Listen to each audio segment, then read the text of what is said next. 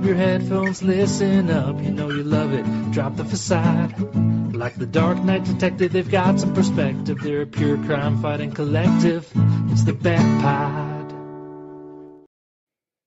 Welcome to this edition of Gotham Currents.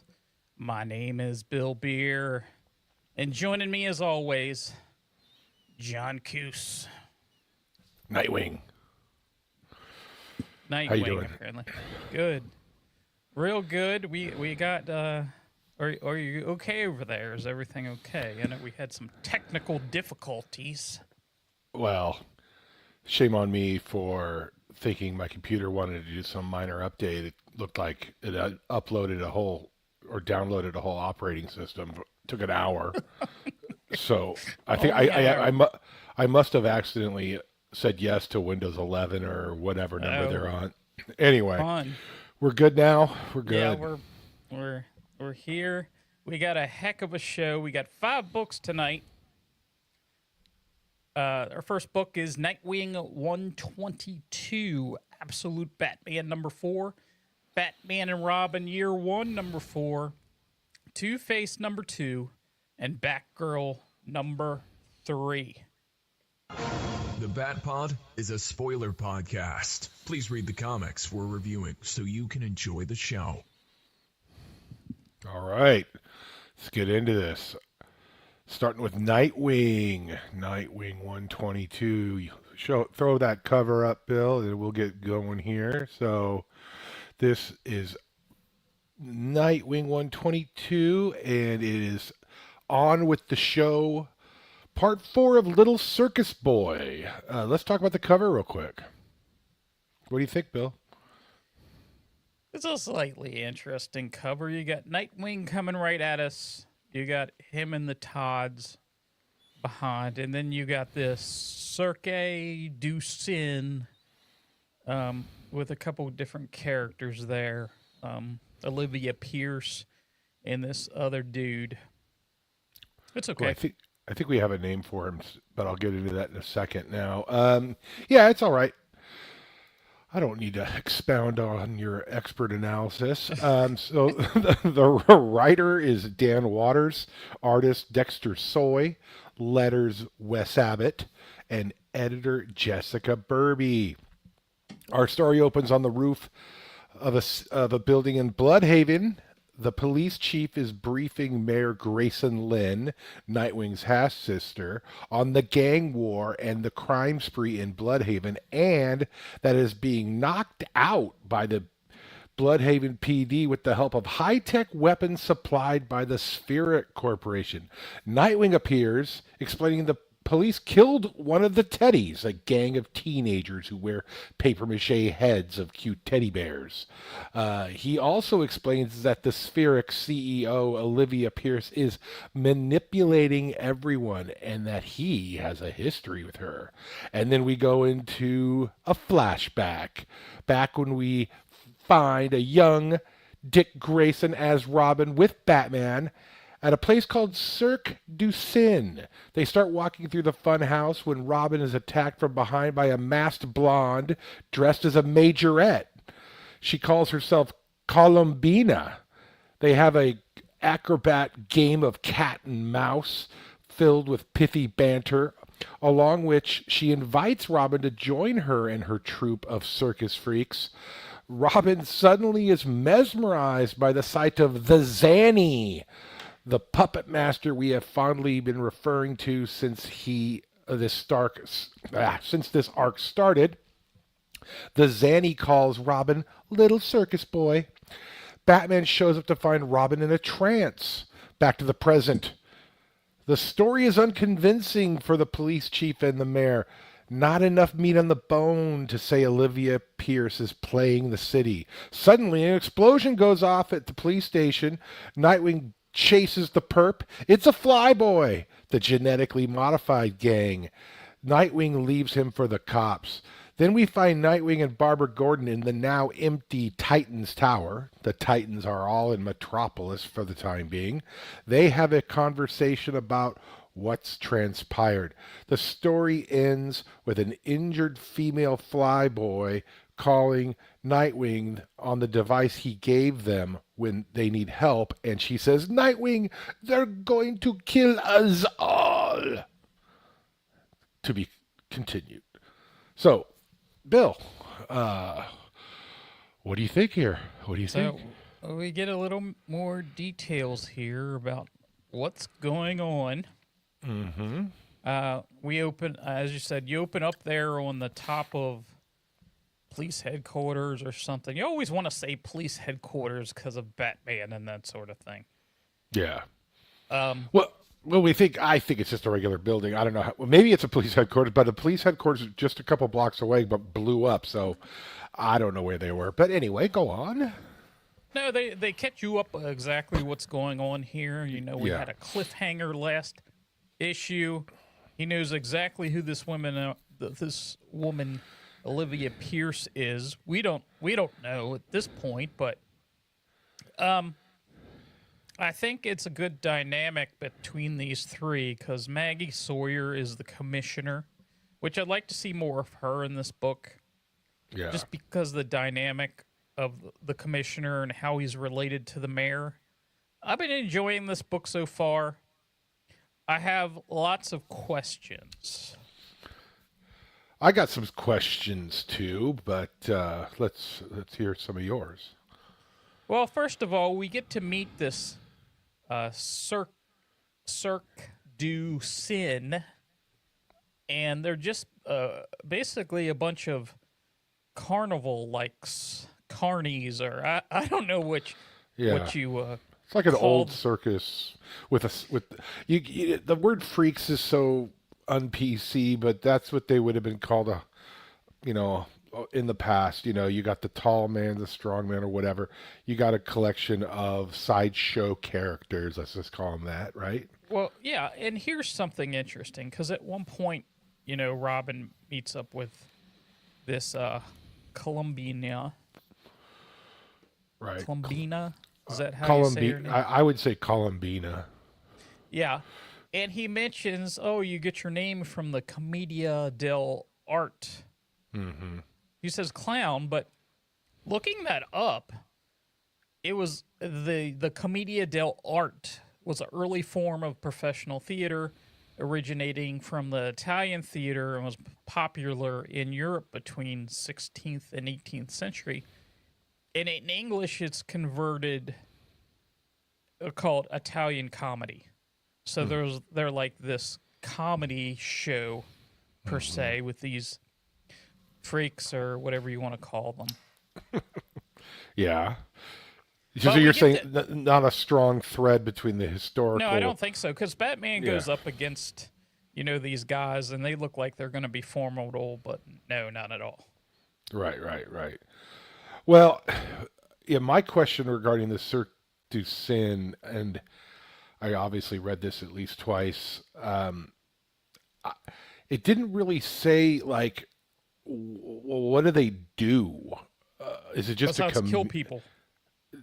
Is that what it is? It looks like they murdered. They had all these rich people. Some of them were murdered.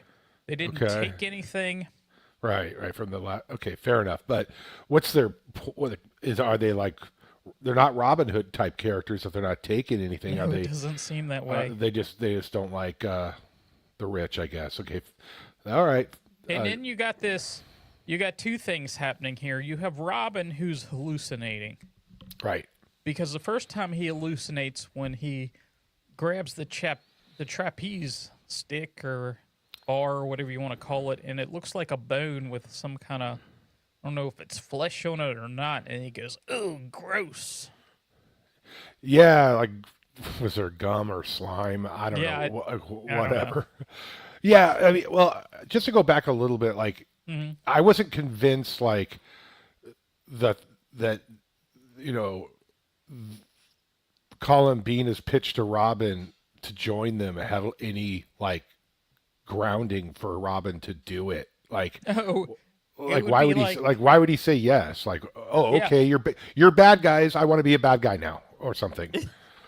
Yeah, what's give a bigger talk. What's your spiel? Yeah. Convince me a little bit. Give me your elevator pitch. or whatever, or whatever. You're giving me your pitch, but yeah. So there's that. But while we're still talking about this flashback a little bit, I found it funny, but I found it out of place a little bit. A couple lines from Batman, which make it like the first one that struck me as weird was when before Robin gets under the trance of the Zanny, but when they're still poking around the circus grounds or whatever wherever they are, he's Robin concludes something and then he goes, perhaps there's a darker game afoot, Robin. It almost sounds like Adam West or something. I thought, and then later, like when they after he wakes him up from his trance and all this stuff, he says, "Gordon's here to bring these freaks into custody." Like, is that something Batman would have said? Like, bring these freaks? I don't know. The lines just didn't match with Batman, and they were completely different from each other as well. Anyway, I don't know if you picked up on Batman's banter from the flashback. I didn't really. It didn't. There wasn't anything that super bothered me, and there are things that do, but I didn't super notice anything, and I'm not quite 100% sure. This is sort of Robin's point of view here. I don't know if he's what he's seeing. His language has been affected a little bit, but I see your point. Well, I like the fact that we got a name for this guy. We can call him the Zanny now. The Zanny, right? Which I fail to believe he's a real person. Is he a real person? Because everything you see, you even see in this flashback, he's like this larger than life. They're the puppets, and he's like the puppet master, and he kind of opens up the top of the tent and is peeking in. Yeah. Who is that the hallucinogen, or was that even before the hallucination started? Who knows? That's still unanswered. Why he's at the top of comic book pages, kind of pulling back things and stuff. Kind of weird. And this has happened. How many issues has it been? We've seen him. We saw him last issue. He was on a computer screen, but he was only there when Dick wasn't looking. And she's like, he's seen when he wants to be seen. Yeah. Which I haven't figured out what. We'll have to find out what's going on. All right. It was. I guess it moved the story along a little bit. Like, we've got a little more context that there's history here, and one of the things that I failed to mention just now is that in the previous issues, I was concerned that here's yet another group of people that knows who Nightwing is. Mm-hmm. And so I think I'm feeling better that that they probably just know that the first Robin is Nightwing, but they don't know he's Dick Grayson. What do you think? I see what you're saying there. I mean, we initially thought, for whatever reason, that they knew who Dick's identity was as Nightwing, but they know Robin was in the circus just from the flashback. So It's possible. It would be nice if not every villain we come across knows secret identities of everybody. We talk about it a lot, but yeah, for sure. And the other reason I don't think they know it's Dick Grayson is, like, there's been scenes where Olivia Pierce has been talking about Dick Grayson as a sort of a different foe apart from Nightwing. I'm just going to want to believe for now that they don't know that it's Dick Grayson because, like we said, it's getting old that everybody knows who everybody is. But anyway, it was all right. I mean, we'll see where it goes. If you go back to the original first arc, yeah, it does have them. I think they do know his identity because they're holding the Graysons and Dick on that little, whatever you call those things, the little puppet master has them. But I don't hear them say the name. Yeah. So. To be continued. Yeah. So we'll find out. Oh, the one other thing I wanted to say is that we thought maybe, we discussed it the previous issue of Nightwing, there was something in his past, and maybe it's some character that we knew. Apparently, this is a new story that we haven't come across before. So, right. Yeah, Okay. Columbina, created by. No. yeah. She'll be famous in 50 years. All right. So let's move on to Absolute Batman number 4 with the crazy cape cover. Absolute Batman number 4. It's interesting. The creators on this is a little bit different because Nick Dragotta doesn't do the art here. It says plot Scott Snyder and Nick Dragotta, script Scott Snyder, artist Gabriel Hernandez Walta, colors Frank Martin, letters Clayton Cowles, associate editor Sabrina Futch, and editor Chris Conroy. And we get a cover here. We get Batman kind of extending out his new powers of that the cape. You know, it's like it hardens and there's a bunch of sticks that come out. What did you think of this cover? Is he getting huger every time they draw him? I think sometimes they're showing him exaggerated a little bit. I still don't know, and we still don't know how this cape works totally, what material that is made of. We get a glimpse inside here or something we'll talk about. But, yeah, his cow ears looks overly extended here. He looks like he just took some of the venom, basically. I know. Maybe it is just exaggerated for an art effect. Right. But anyway, yeah, he's those biceps, they're like the size of like a beach ball. Like, they're huge. I mean, yeah, they are. They are. So, all right. Let's get into it. So in this issue, a street gang is trying to shake down people in the community of Crime Alley for money. In exchange for money, they offer people protection. A woman refuses and is pushed off a roof. She is saved by the Batman. This Batman has teeth and claws and is holding a gun poised to shoot.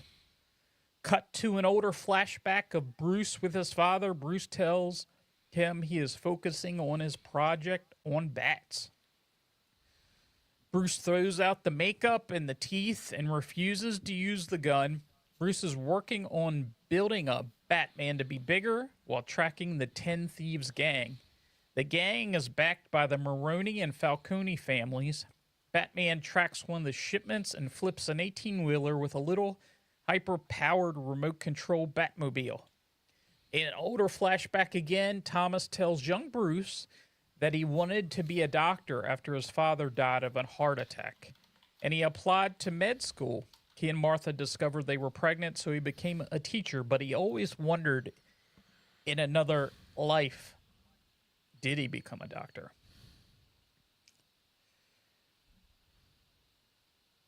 And Bruce and his dad are working on the project, and Bruce training to be Batman. We sort of get flashbacks between the two. They're all flashbacks, but these go from older and then younger Bruce.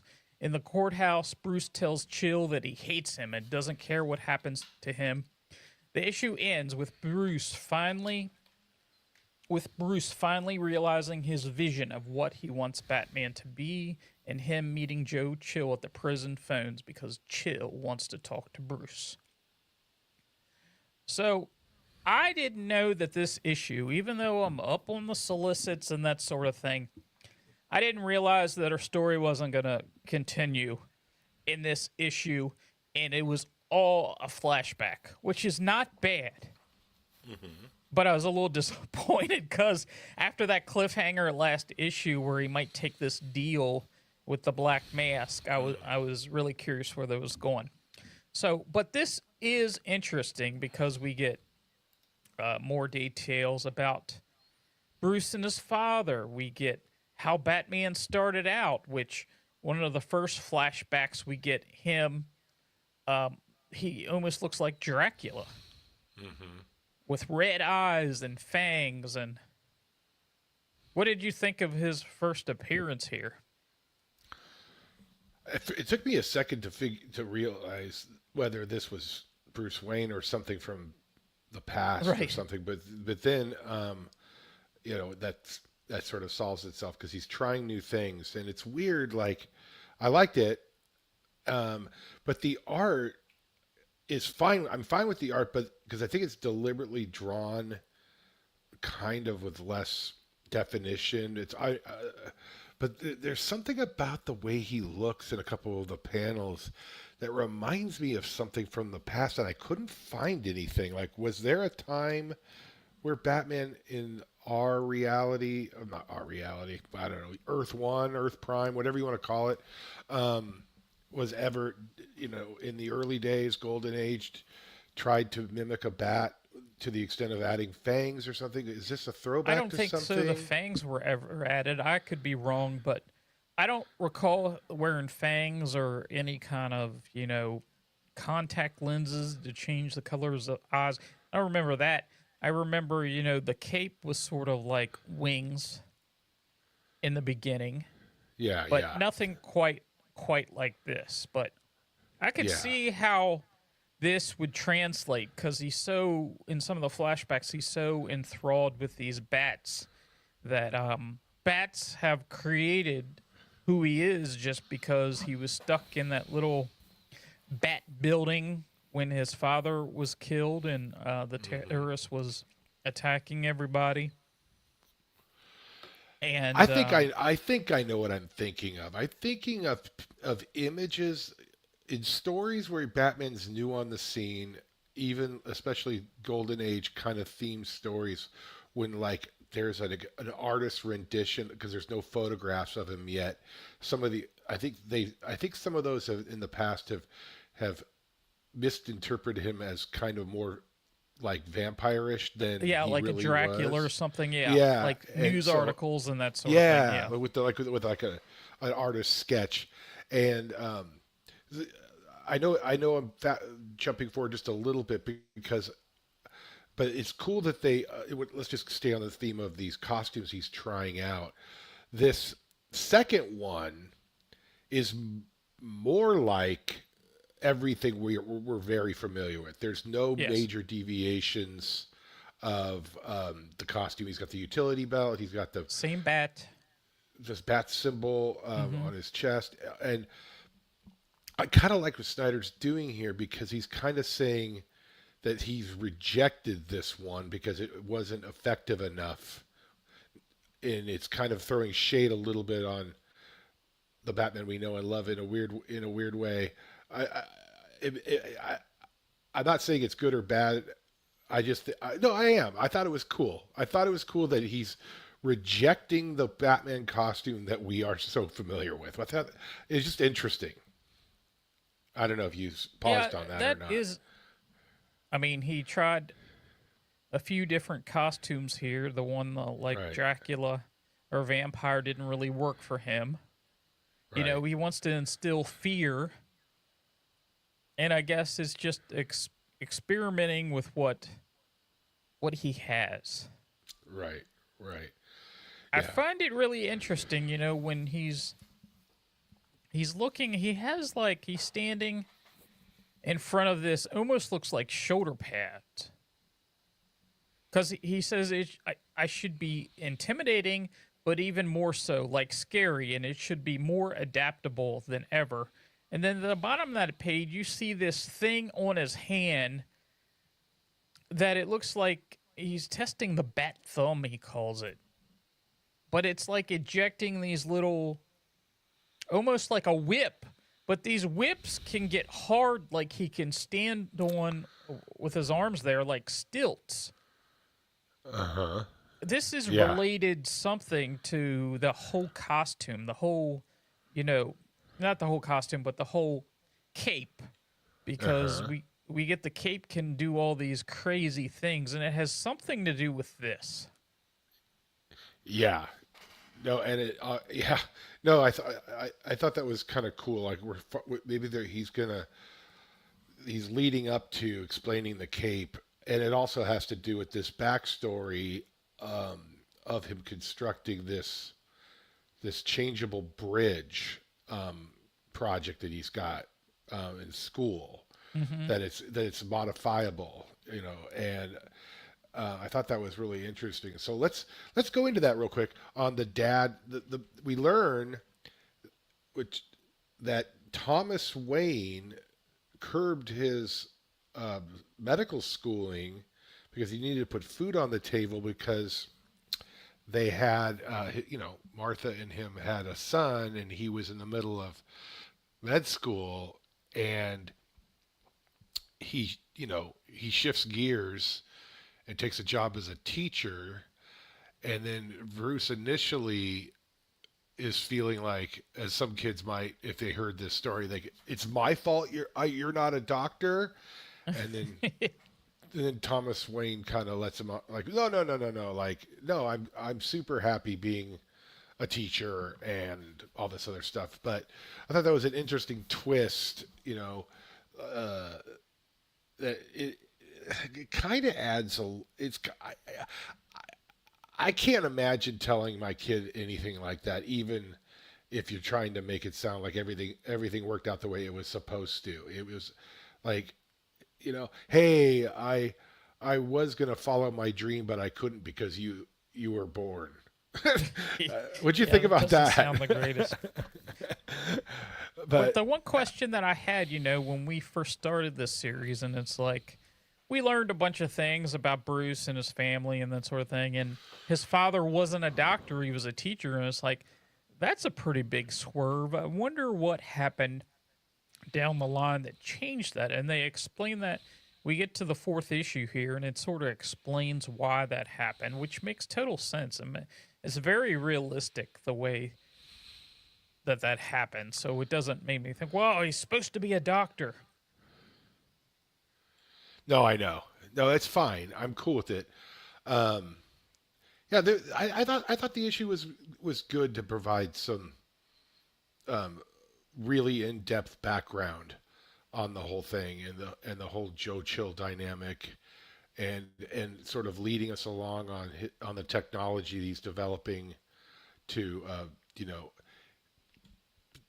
become the absolute Batman that we are learning about. And so, but then I don't know how, if you want to dive into the Joe Chill stuff, but I think it's important, probably, right?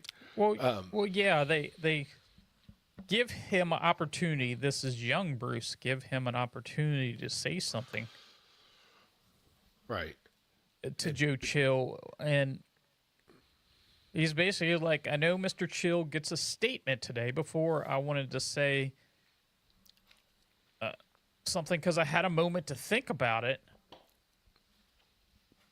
and he just starts crying, and he said, I knew that this was as happy as it gets at that moment, and he wanted to stay in that moment and never leave. And then, his father passes away, but what he says to Joe Chill is just, I hate you. well, yeah, but I just need you to know that I hate you. You right, killed and that happiness forever.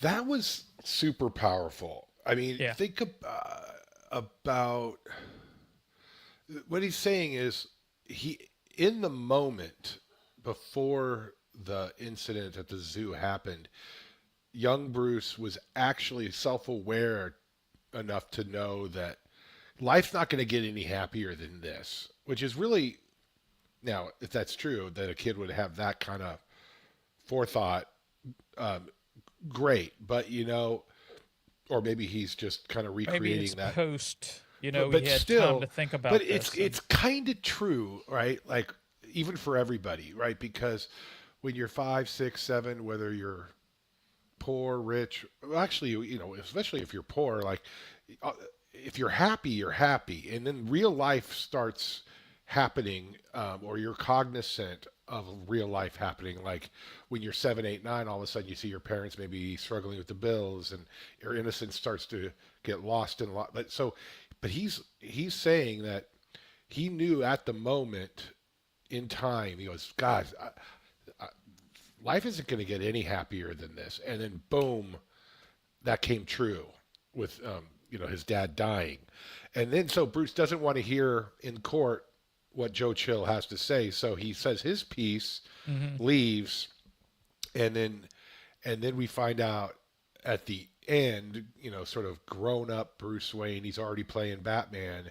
He takes a trip to prison and asks for Joe Chill, who's old looking now and kind of frail, and he's like, "So, well, you had something you wanted to say?" And so now he wants to know sort what of he what was the going to say. yeah. So this is a very angry Bruce Wayne throughout this story, which Well, wouldn't you we, be? yeah, for sure. But you know, I'm not. But even like the difference, I think, between Bruce Wayne, absolute Bruce Wayne, and all other iterations of Bruce Wayne, not talking about Batman, is that yeah, Bruce Wayne's an angry person, but he's got this whole act of the playboy and the socialite and all that stuff. He doesn't even act. This Bruce Wayne doesn't even act like anything other than his probably really his Batman persona. They're closer. There isn't. Am I making sense? There's no facade. Yeah, because with this Bruce version Wayne. doesn't really have a Bruce Wayne persona. Right. It's all like, but this Bruce Wayne and Batman is like the same person. There's no Exactly. because he doesn't have the money where he goes out there and he's going to be in the news and all. He's just a regular, you know, Joe basically. He's not going to be in the news and that sort of thing. So it is different. Right. Yeah. No, it's cool. I was concerned when you texted me that you weren't initially super happy with the sort of pause on the ongoing story and the cliffhanger, but it sounds like now you're good with it. Well, yeah, because I wanted to read the next issue right away, so I grabbed it after we got off, and I'm reading it. I'm like, what? It's like a delay. So it wasn't like I was upset with it. It was just like I wanted more of the story. Yeah. So we got a little pause here, which wasn't bad. I'm enjoying everything that we're getting here. Sure. Yeah. No, it's great. It's still top of your pile? Oh yeah. Okay, good. Oh yeah. Like number 5 is coming this afternoon. You know. Is it? Yes. Well, I just got it yesterday because it due mail order. So. Oh boy. Okay. Yes. All yes. right. But I held off.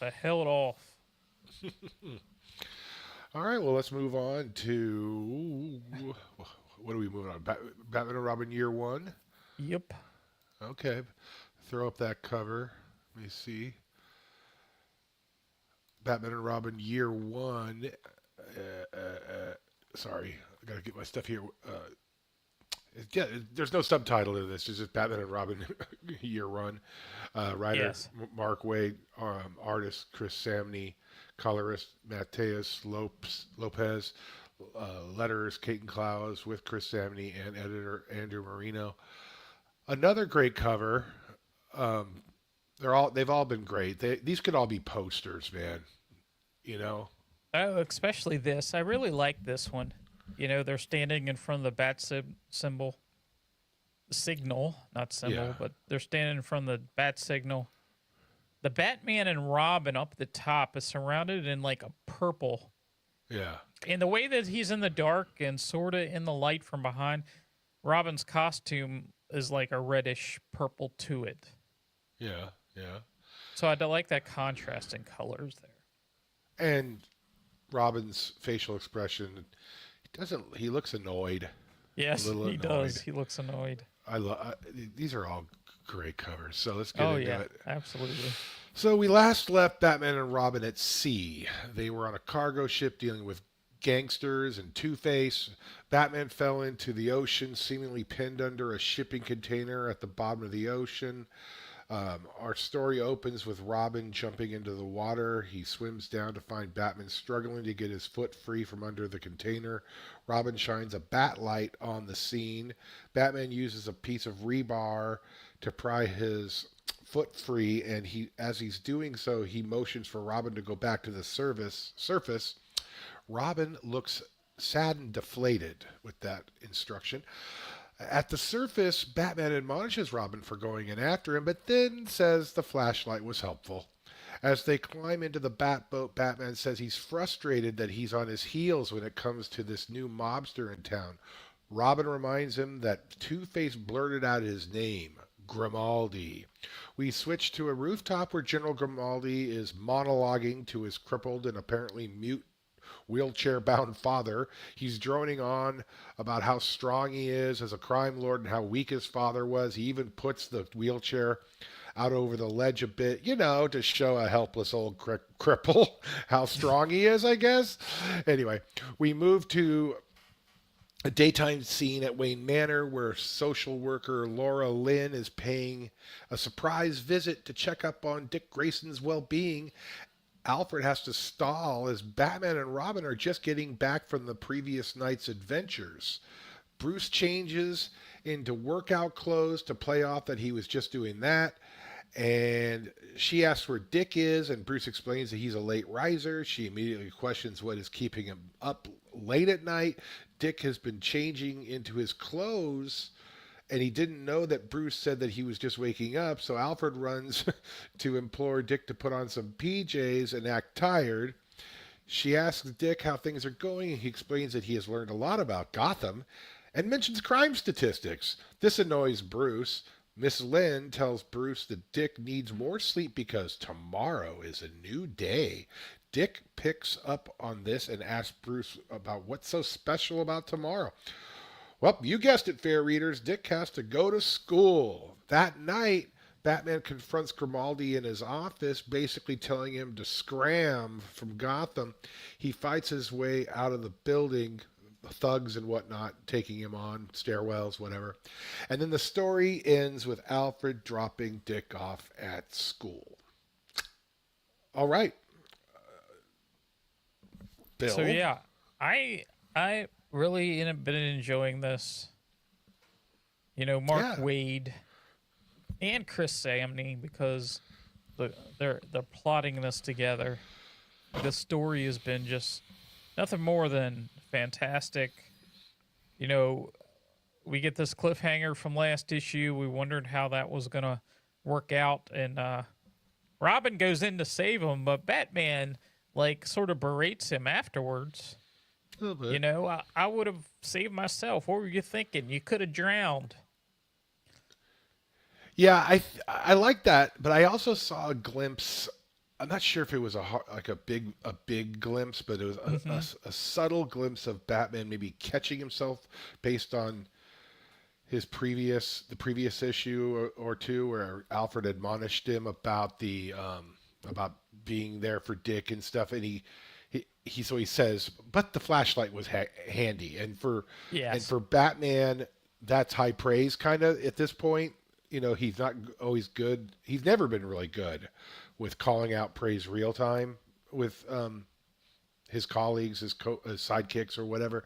So I think that was a little attempt on his part to lift Dick up a little bit, and then he kind of expresses a little vulnerability. Kind of, it's almost like an excuse he's using for being a jerk by saying, I'm just frustrated that I can't figure out this crime lord situation right now.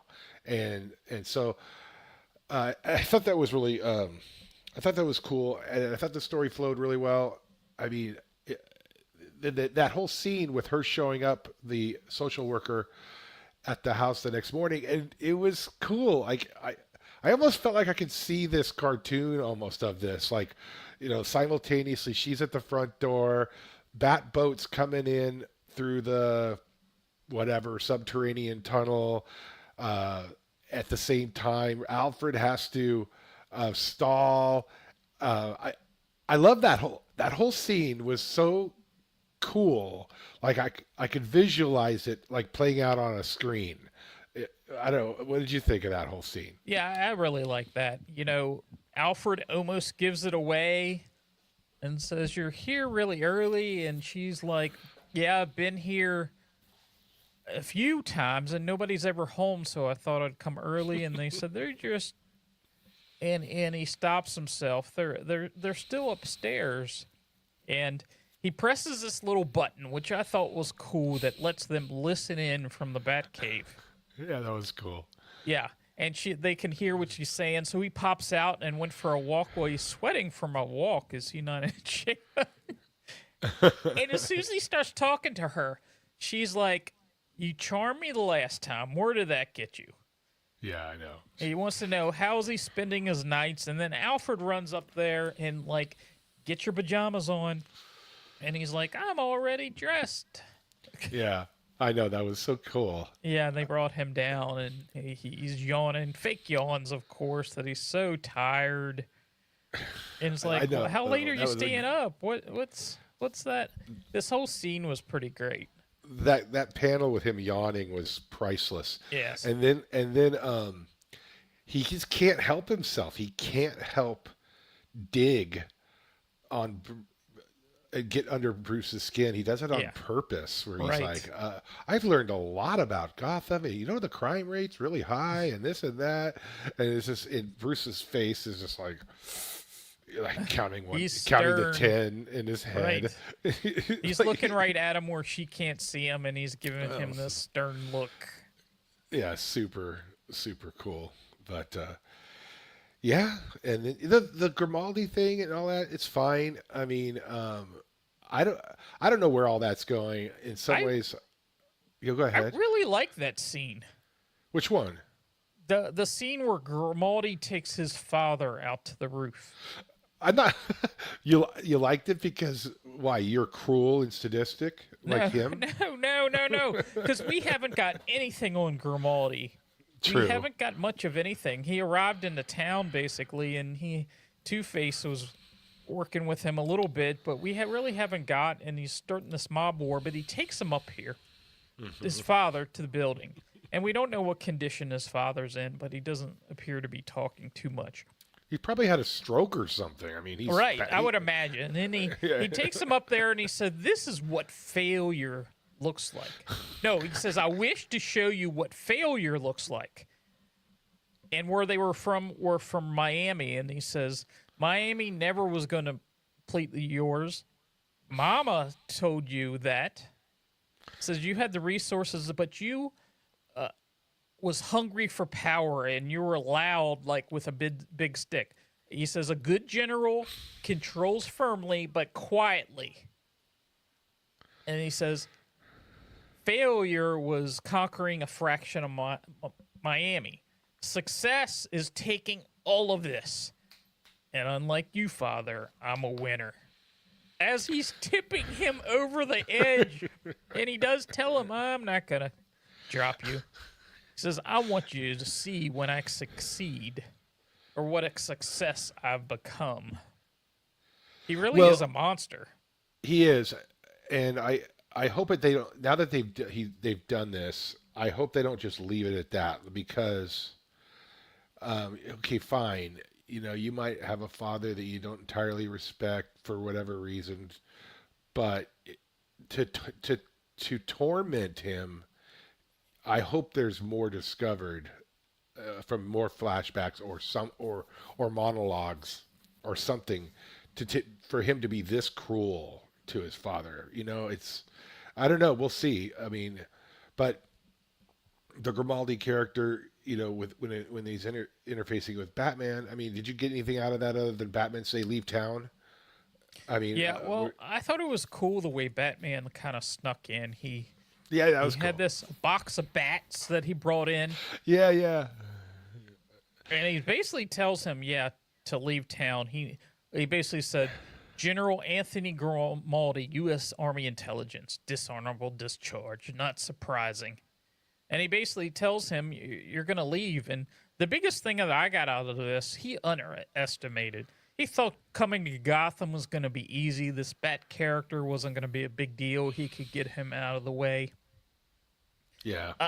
The one thing I noticed in this scene when Grimaldi tells, his thugs to kill him, is Batman reaches into his bat belt and doesn't open the top, but opens from the bottom this little compartment, and it drops all these little discs, I like that that. attract the bats that he put on everybody. I like that scene, and I like seeing that the utility belt used like that.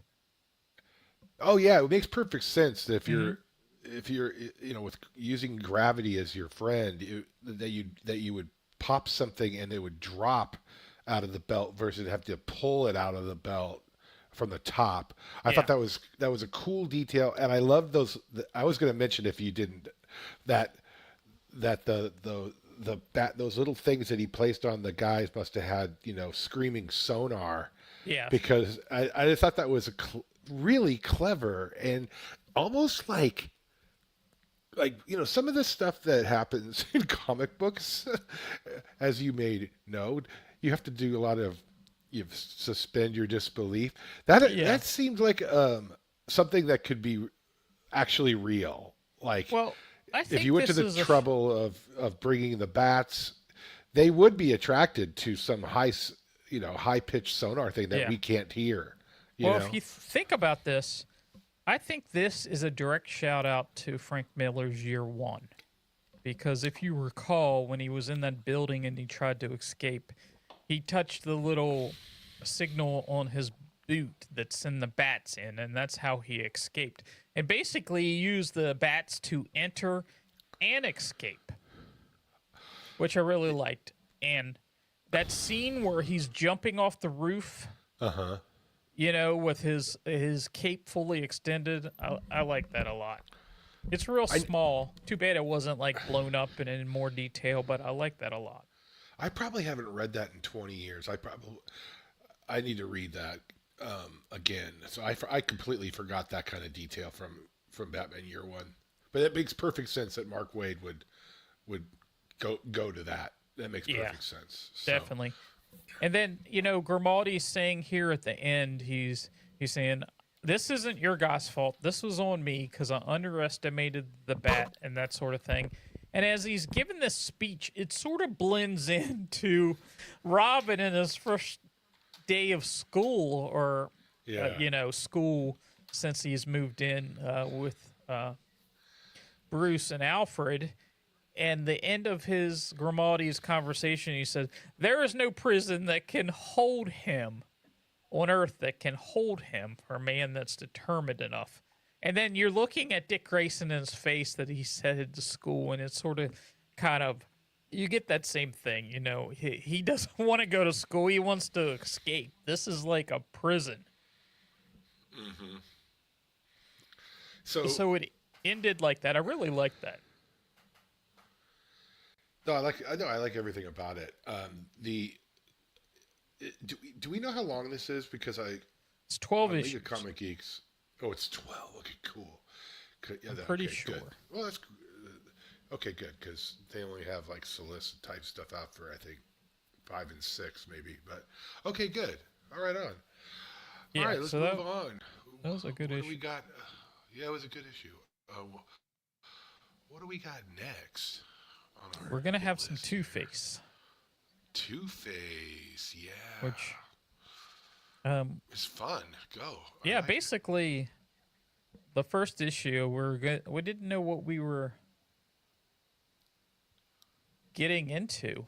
I didn't know what I was getting into when I read this.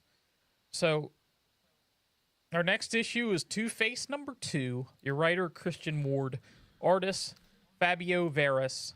Colors, Ivan Placentia. Letter, Hassan Ostaman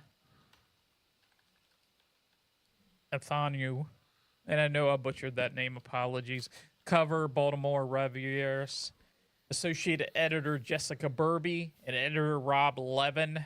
And we get a cover here. It's Two-Face standing behind a card that he's splitting in two. One Harvey and one a full Two-Face. What did you think of this cover? Oh, it's cool. It's allegorical, you know. Yeah. And you got the.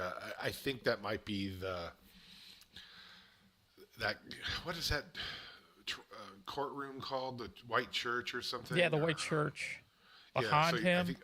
I think those but are. It almost looks like, you know, those are villains. It looked like Bane there. It looks like the Mad Hatter. Clayface, Killer maybe. Croc, maybe. Oh, Croc, maybe. Yeah. No, it's good. Maybe. It's hard to tell. It's kind of blurry behind him. It's a fine cover. Yeah. Yeah. So, in this issue, the White Church we were introduced to last issue, we have Two-Face, who is actually Harvey Dent, pretending to be Two-Face, Judge Reaper, and the Gavel. This White Church moves from place to place and governs the underworld. And oh, by the way, there's a shadow hand that is trying to undermine their work. In this issue, Harvey is representing the king of the Royal Flush Gang in a divorce. There's one problem. The terms of the prenup specify the death penalty for infidelity, and the Queen has pictures of him apparently sleeping with the White Rabbit. But the king insists he never did it, so Harvey has to delay the proceedings long enough for his assistant, Lake Cantwell, to infiltrate the Pink Palace and try to find out how the images were faked. Two-Face, meanwhile, is stuck in the mind prison, a large psychic prison filled with memories of other convicts that Harvey put away as district attorney, including Salvador Maroni. After Dr. Boré, the lawyer for the Queen, complains about the delay, Ace breaks into the White Church to save his father, the king. The Queen tries to off the king while there's a distraction from Ace. It is revealed Dr. Boré is False-Face as Lake Cantwell arrives with evidence that the pictures were faked. False-Face escapes and Two-Face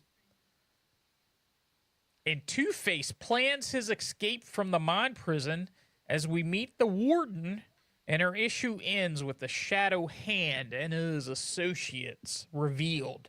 The White Rabbit, Die, Doubt, Gina Hudson, and False-Face. So we get a second issue here of Two-Face. I really like how this White Church is set up. It moves place to place, and he even has a new character that's introduced this issue called Meerkat One that keeps an eye out for the Dark Knight, which I find interesting. So, Yeah. Are you familiar with the Royal Flush Gang? Is that a team Oh, yeah. that you're familiar with? Yeah.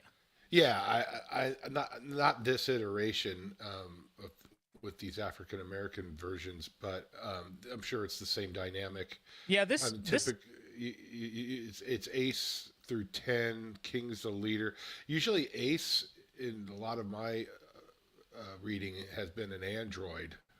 Yes, he's an android, and he's probably been around the longest because these two characters, the King and the Queen of Hearts, are Rex and Regina Quintain, and their first appearance is only from 2022. They first appeared in Punchline the Game #1. So they haven't been around for a long time because the Royal Flush Gang, it's been around. It was created by Gardner Fox and Mike Sikowski is Justice League America #43. So they've been around for a while. Ace, is a character that gets destroyed a lot. I believe, in those early issues of Justice League International, he got taken out and rebuilt and that sort of thing. Yeah, he did. Yeah. Yeah. And I remember the Royal Flush Gang, and I could be wrong, but I kind of remember them in Super Friends. Now, I could be wrong. I didn't look it up to see if they were actually in Super Friends, but I remember them fondly, and I thought they were always a cool team. Well, we get a divorce here, and when you got married, did you get a prenup? Did that prenup say that if there's infidelity, one of you must die? No, I imagine not. Yeah, I've thought about it. That's pretty hard. That's pretty harsh. Yeah. I didn't, but real quick, I don't think they were ever in the Superhero Friends comic. I mean, a Super Friends TV show. I think they were in comics, and they might have been in Justice League Unlimited, but don't quote me on that. But anyway, I don't know. I'm sorry for the they aside, seem to be all over the place. They've been appearances everywhere. Just for our JLI lovers, the Royal Flush Gang was important in getting Booster Gold credibility. Yes, because I think to defeat Ace, I think he threw up a force field that cut him in half or something like that.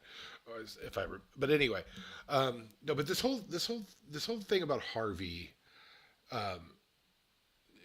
we talked about it last issue with the court, and he's trying to be the DA guy, and he's he can't be.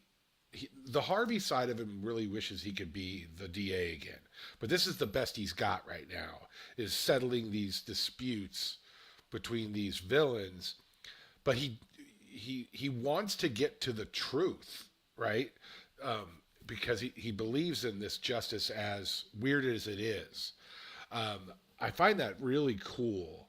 And then at the same time, you've got the locked away Two-Face just begging to get out.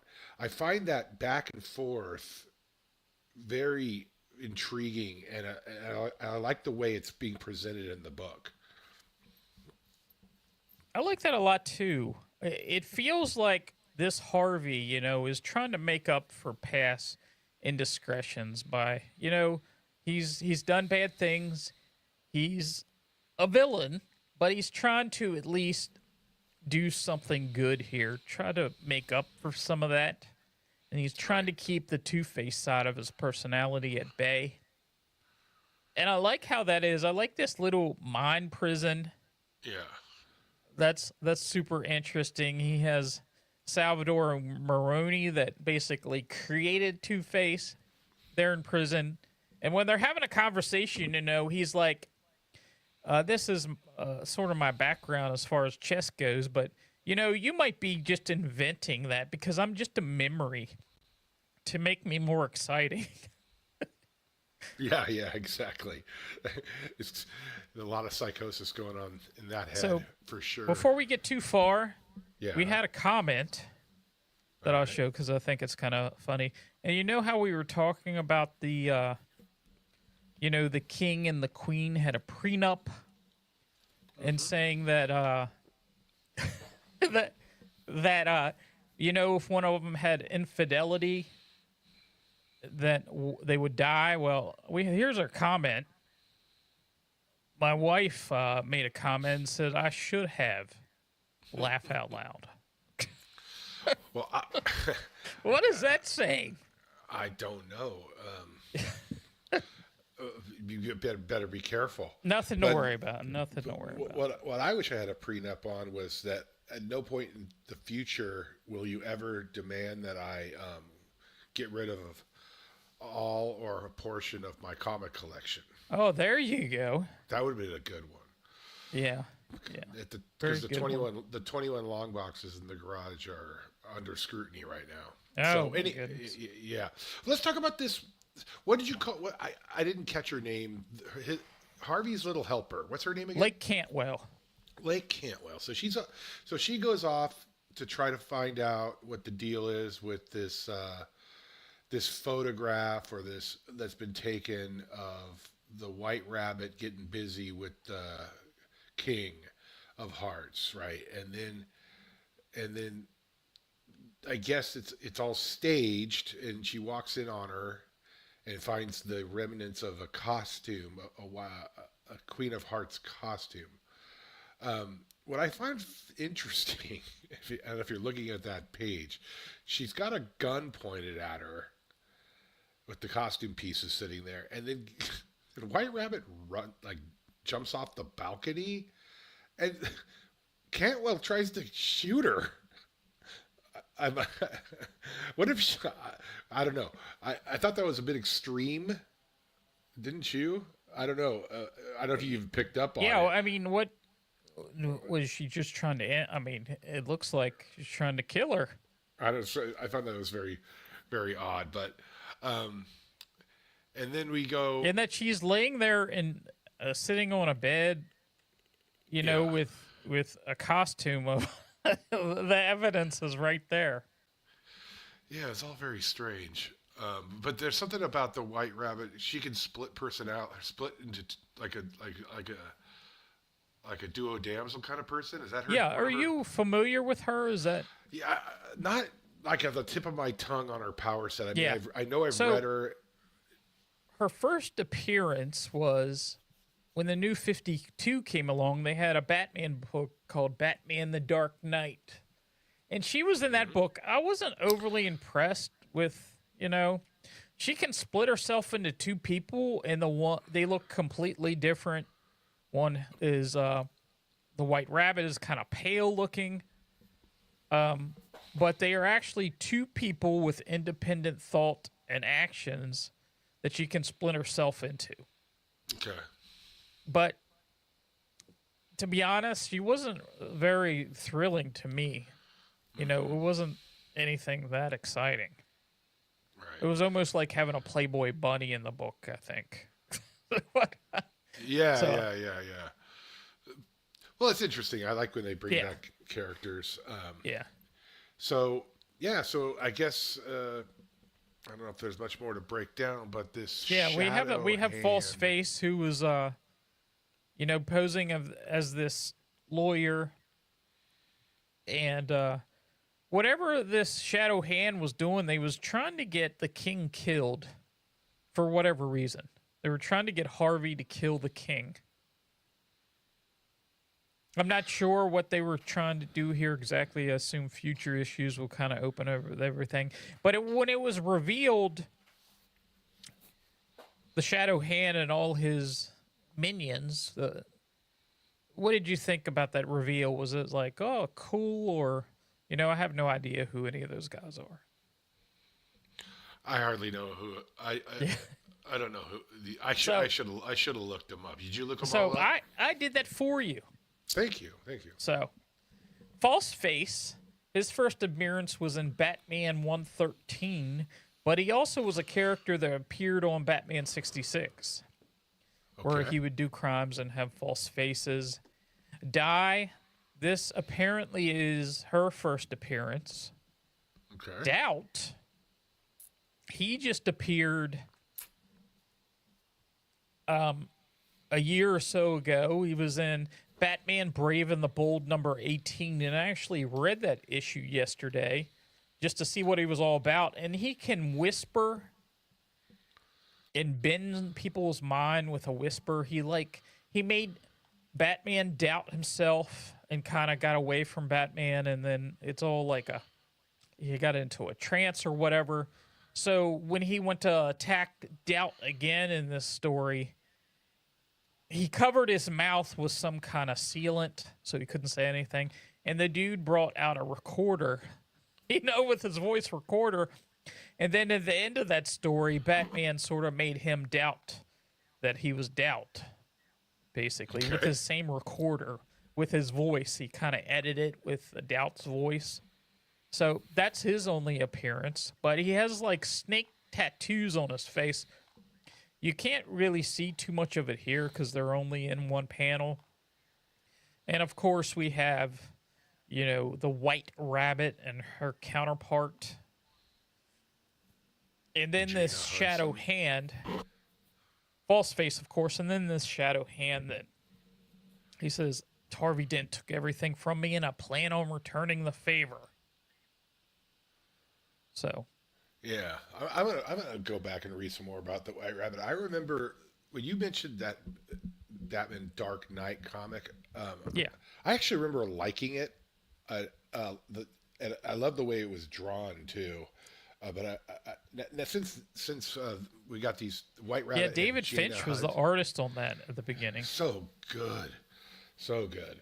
I'm gonna do some back reading on the White Rabbit just for the heck of it, but the whole Gina Hudson dynamic with it as well. But no, this final page was interesting. I guess this final piece was this shadow hand guy is saying that Harvey Dent took everything from him, and now he's going to return the favor. So, is this somebody we know that is it Maroney or somebody? I would think it's somebody. No, I don't have an idea at this point, but I think it's definitely somebody he knows. Do we know though? Did you find it one thing in here? Did you find it weird when Harvey attacks Ace and sort of gives him acid to the face because he said this stuff ruined my day in court, and he's just an android, so that's not really going to do anything to him, is it? Assuming this is an Android version, right? Yes. Yeah, the way the bubbles, the word bubbles are and stuff. Yeah, so I thought it was strange, maybe symbolic. All right. Well, without further ado, let's move on to our fifth and final book of this episode, which is Batgirl number 3, and Batgirl number 3 is Mother Part 3. I'll just do the credits here. The writers Tate Bromble, artist Takeshi Miyazawa, Mike Spicer did the colors, letters Tom Napolitano, and editor Jessica Burby. What'd you think of the cover? Cover looks okay. I mean, she's fighting in what looks to be a train. Yeah. And taking out some thugs. Yeah, it was all right. Yeah. It was fun. All right, moving on. Okay, so Batgirl, the Cassandra Cain version, is on the run with her mother, Lady Shiva. They are being pursued by assassins. They are traveling by train. Shiva says that they are on their way to meet allies in this war. Shiva and Cassandra argue a lot. Not surprising, given their history. Cassandra is mad that the kindly Chinese, I'm sorry, I think they're Vietnamese restaurant proprietors, the Baos, might be dead. See the last issue. Cassandra says that Shiva is not her family. The Bat family is, and she even shows Shiva a picture of them, all out of costume. So if Shiva doesn't know their identity, now she knows. Stephanie Brown spoiler, whatever, fine. Shiva probably knows, right? Everybody else seems to. But anyway, and then all of a sudden they start fighting on the train. They've been fighting. I'm not saying fighting, but arguing, fighting. They're just fighting back and forth, page after page. And then sorry, I lost my train of thought.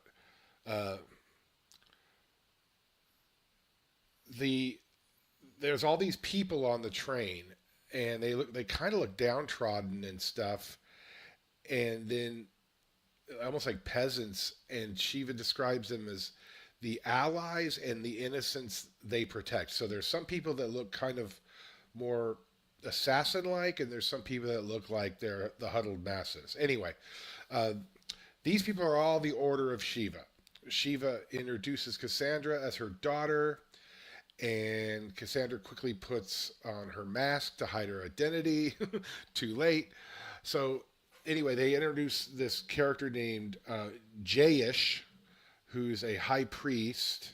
He gets sad when he learns that his brother died defending Shiva back in issue 1 in the Temple of Shiva. Jayesh explains to Batgirl that the Order is split into two parts.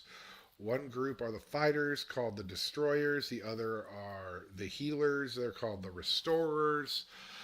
The latter helps the down and out in our societies, and this whole thing goes on for 5 pages. This whole explanation of their role and what they do. And then all of a sudden, this assassin comes into one of the trains, and Batgirl immediately attacks, but Shiva tells her to stop, stating that that's an ally. Batgirl then fights through the train across some really nicely done panels where it shows her kind of going through the train, just roundhouse kicking people to the face, and she ends up in the caboose to find Nissa Al Ghul, Talia's sister, who says, "Welcome to the Resistance, Batgirl." And boy, did I butcher that at the beginning there, but you got the point. So, what'd you think, Bill? Again, I think this is an interesting title. This issue didn't move a lot. I think we're getting a lot here with how she doesn't trust this woman. She doesn't trust her mother. Her communication skills, a lot of it is nonverbal. She reads a lot into people and things because everything that she sees, she interprets it Right. by looking and feeling and that sort of thing. I found it interesting. It didn't move the story too much. No. I did like the fight scene where it was like 3 different pages that she's fighting through this train because she's like, she sees these allies that aren't allies. And as she's talking through this, she's talking about, this is what I like. She says, "I am Barbara's will. I am Stephanie's heart. I am Tim's wit, Jason's girt, Damien's guts. I am Duke's hope, and I'm Dick's faith. I am Alfred's care, and I am Bruce's pride." As she's fighting. Yeah, you like that a lot. I liked it. I thought some of those were a bit of a reach. Maybe. Is she saying that she's all those things rolled into one? Yeah, I don't know. It seems like that's her family, and that she's pulling something from everybody. Yeah. That's what I got. In reality, there's not a lot that happened in this book. No, there's not. There really isn't. I mean, we get the same old thing with her and Lady Shiva and how she doesn't trust. And it like at the beginning here, I feel like she's not seeing anybody but Lady Shiva, and there's been these people around her the whole time. Did you get that? Now that you say it, I kind of do, because when you talk, she's always looking at. Yeah, she could see people's nonverbal communication better than anybody, because her the fact that she was not trained to speak has enhanced all her other senses, right? So we got that. We covered that probably the last couple issues. But I like what you're saying here, is that she is really watching her mother, like, to the exclusion of everyone else, and because it shows those little thought bubbles of interpreting facial movements of Lady Shiva in particular. So, but what's really weird about this story is like I know a lot of this stuff is happening in a one way or another to explain or cultivate this relationship, this mother-daughter relationship, which is cool. But the pace in which it's going and the reveal hasn't really happened yet, unless I'm dense, of why anybody's after them. Like, I have you mean, got you have a grip on why the un whatever they're called, the they keep uncured. saying that, they were going to come after and kill you. It didn't have anything to do with me. They were going to come out and kill you anyway. And she keeps getting that because she keeps blaming her mother that she's in this because of her, but she keeps saying basically they're here to kill you no matter what. They would have took out your friends. And But why? yeah, I don't know. We're Yeah. this arc is called Mother, and we're part 3 of 6 already, and we really haven't got focus of really what's going on. We get introduced here at the end to, Nessa Al Ghul. Is that somebody you're familiar with? I when she said Nissa, I knew who she was. Yeah. Without her I mean, saying. she's made some appearances in But some TV could I tell shows you, and stuff. But could Death I and Maidens, I written do by know. Greg Rucka in the early 2000s, that's where she I do appeared. know. Well, I do know that she's not like the favored daughter of. Yeah, Raj. she's like the half sister. Okay. She never gets mentioned. Hardly Yes. ever. Yeah. So she appears here with 2 other people. I recognize the lady on the left. I don't know who she is. And the guy, I'm not sure who he is either. It's just I'm not familiar enough with Batgirl and her world to know, some of the. If I now that you say it, I think she was pretty significant actually in that Batgirl series from 2000 and beyond. Nissa was all over that, I think, because it's all tied together with the League of Assassins and stuff. Yeah. You got the Order of Shiva assassin-looking guys, and now you got the League of Assassins on top of it. So it's going to be interesting. Like, who's who in this scene? But we'll see. It's fine. I mean, I'm interested to know if you're a Batgirl fan of Cassandra Cain and you've read everything she's been in, how you feel about this book. Are you like, oh, this book is incredible. I love how this story is going. I know all these characters. Or somebody like me that has only read her if she appeared in a Batman book or a crossover or something like that. And I don't really have a connection to some of these characters. Her mother, obviously. But the other characters I really don't know too much. And it feels like it's okay to me. It feels like that if we weren't podcasting about this book, I may not be reading this book. But since we're podcasting, of course I'm following along.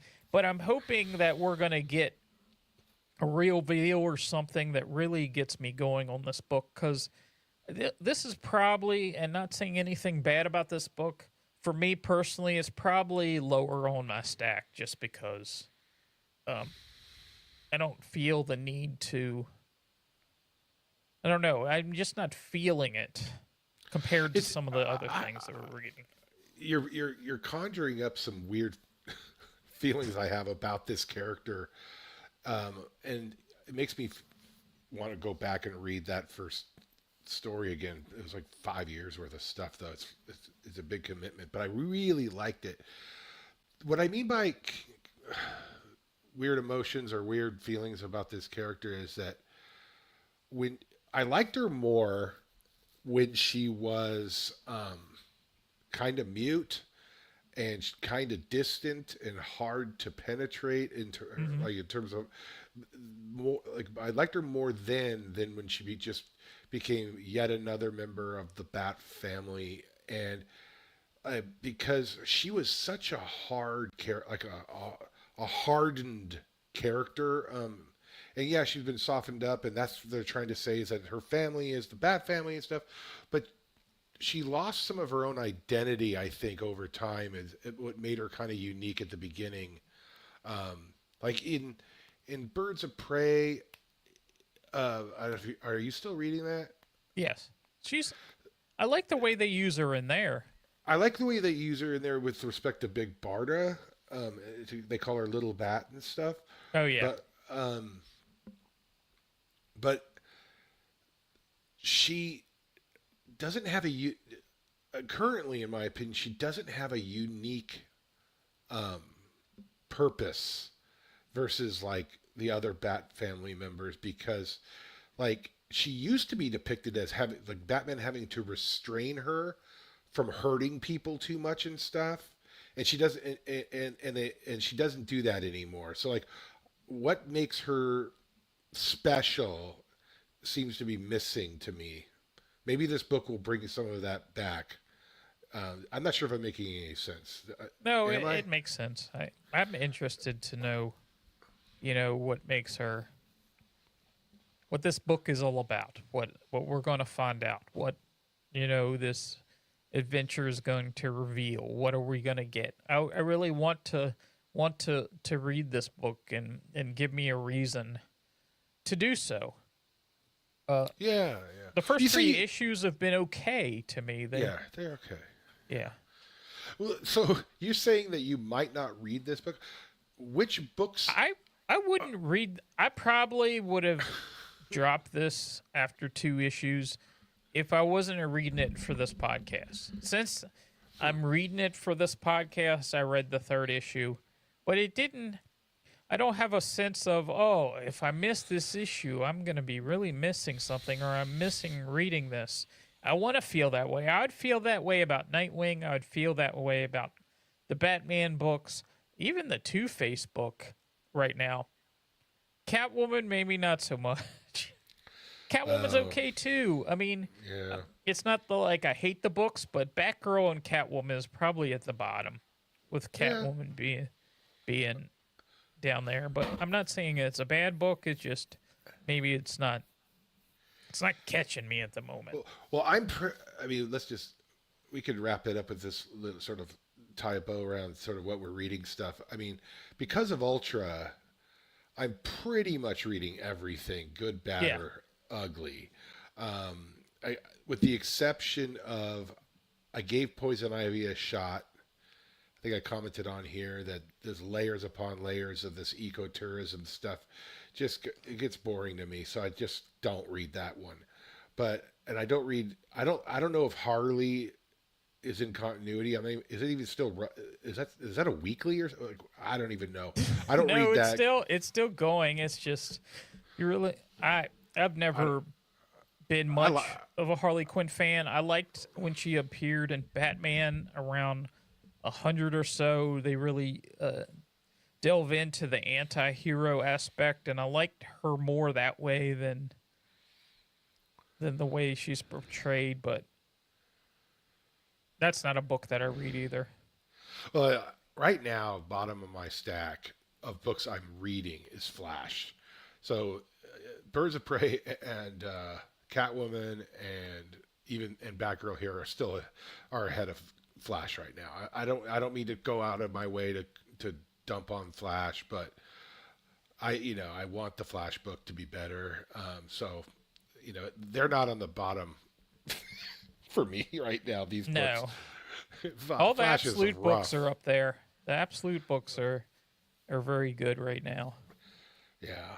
Green Lantern books. Oh, you're going to try to convince me to cover Green Lantern Corps, but we can. No, I didn't. I only said that once. But I love this launching off book that just came out on Ultra. This new the Fractured Spectrum. Oh, it was cool. It was definitely cool. Yeah. So anyway, then that leads in right to Green Lantern Corps, and we're talking about when we cover DC Currents. Right now, we're covering the team books. Gotham, we sort of stay in Gotham. So it'd be interesting. I tried to tell John that Green Lantern Corps was a team book but so far he's not having any of it. But no, mostly everything that I've read is good. There are things that don't catch me as much, when things come out. Like, oh, I want to read this when it comes out. I want to read that. But there's some things that are like I'm not as enthused with. But it's there's a lot of good appeal. books. There's a lot of good books right now. Yeah. It's funny. I know we got to wrap it up, but I had never considered myself a big Superman guy. I like him a lot, but like Action and Superman and World's Finest are right up there at the top of my list. I have so much fun with reading those books right now. To be honest with you, they're solid. Interesting. I remember really loving Superman in the early to mid '90s. Death of Superman, the triangle numbering, and that sort of thing. Mm-hmm. And I haven't really felt that way. The books now seems, I don't know if the interconnectivity of all this all-in stuff has gotten me, but I've been reading more now than I think I ever read of different titles. Yeah, it's good. All right. I think we're heading into the teen books next. Well, here's the thing. We are 100% caught up. What? There's a couple DC current books that are out, but all the Gotham current books are caught up. Oh, good. So I believe the only one out currently is Titans, which we cover in DC Currents. So we'll see what comes out next week. I know Detective Comics should be out, so we'll see. That's top for me right now. Yeah. Love so it. We'll see. So we'll be back here soon, probably within a week. All right. And we thank you for staying currents with Gotham Currents. We will see you later.